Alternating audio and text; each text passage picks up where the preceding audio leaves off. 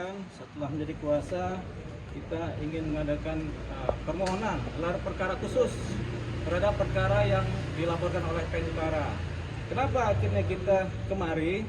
Karena beberapa saat waktu yang kemarin Bang Hotman Paris menyampaikan di medsos di mana ada 2 tersangka katanya yang sudah jadi tersangka. Salah satunya adalah diduga adalah Bang Rasman, yang kedua adalah Bang Firdaus karena ada kode yang naik meja. Nah, tapi kita belum tahu nih apakah benar menjadi tersangka atau tidak. Makanya kami datang kemari, saya mendampingi Bang Firdaus untuk menyampaikan permohonan untuk gelar perkara khusus. Satu hal kami menanyakan mengenai apakah sudah ada tersangka atau belum. Yang kedua kami akan menyampaikan mengenai permohonan gelar perkara khusus untuk lebih mendetail apa sih yang dituduhkan, pasal apa yang mau dijerat, kemudian bagaimana pola-pola unsur-unsur yang terpenuhi apabila didampingi oleh tim kuasa hukum saya dari Deolipa and Partner atau Associate. Saya datang ke sini menyikapi bualan Hotman Paris, ya bualan ya, bukan omongan, bualan, karena beliau telah mendahului kewenangan dari Mabes Polri, ya khususnya Divisi Humas Mabes Polri. Harusnya yang menyampaikan seseorang itu tersangka atau tidak itu adalah Mabes Polri, bukan si Hotman Paris, ya. Karena si Hotman Paris ini orangnya jumawa, sombong, ya, dan sampai saat sekarang ini belum mampu menjatuhkan saya, ya, dan Rasman Arif Nasution. Makanya sampai saat ini saya bilang sama Hotman Paris, jangan jumawa, hari apes nggak ada di kalender, ya. Dan yang kedua yang saya sesalkan, ya, dari pernyataan, karena ada putusan Mahkamah Konstitusi kalau saya ditetapkan tersangka sebagai pelanggar KUHP, ya, Kitab Undang-Undang Hukum Pidana. Tetapi kalau saya, ya, ditetapkan tersangka karena telah melampaui batas sidang kode etik, artinya saya dianggap sebagai advokat dan tidak mungkin saya menjadi tersangka karena dasar hukumnya KUHP. Pastilah tentunya melalui mekanisme sidang etik melalui Kongres Advokat Indonesia. Tetapi sampai hari ini sidang etik tidak pernah terlaksana di Kongres Advokat Indonesia dan surat pemecatan saya pun tidak pernah diberikan.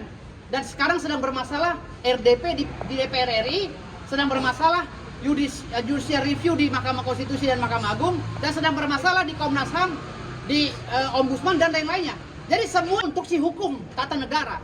Makanya perlu dibenahi oleh kita, dan hari ini dengan inisiatif saya dengan tim kuasa hukum saya datang kembali ke sini, saya berbicara kepada Mabes Polri. Apakah benar si Hotman Paris ini telah mendapatkan bocoran dari Mabes Polri bahwa saya dan Rasman sudah tersangka?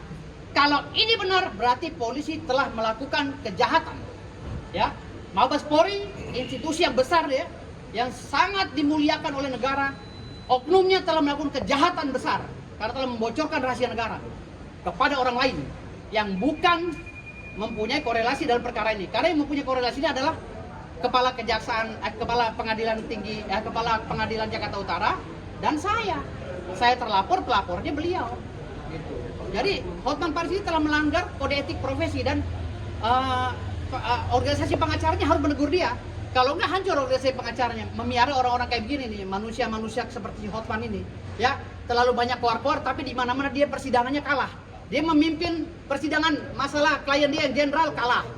Dia menangani perkara masalah Antam, kalah. Kliennya rugi miliaran bahkan triliunan. Hotman ini terlalu banyak bual, nggak ada apa-apanya Hotman itu sama saya. Sampai sekarang dia berupaya, walaupun kau siram sana siram sini pakai aqua Hotman, kau nggak akan pernah bisa kalahin saya. Hah? Kau tuh nggak ada apa-apanya. Kau tuh ngaku-ngaku senior, saya junior kamu aja babak belur. Apalagi kamu mau ngelawan senior seperti Bang Deolipa nih, yang sumpah advokatnya melalui surat keterangan kehakiman zaman dulu gitu. Dia bilang senior nih, dari tahun 90 udah jadi advokat. Jangan kamu lawan Deolipa, lawan saya aja jembir balik Hotman. Ya, kau jangan jumawa Hotman.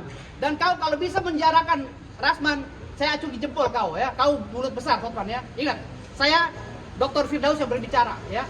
Saya tantang kamu Hotman, ya, debat di Hotman Room atau di mana, Hot Room. Saya tantang kamu kalau kamu bernyali. Ya. Ya, oke.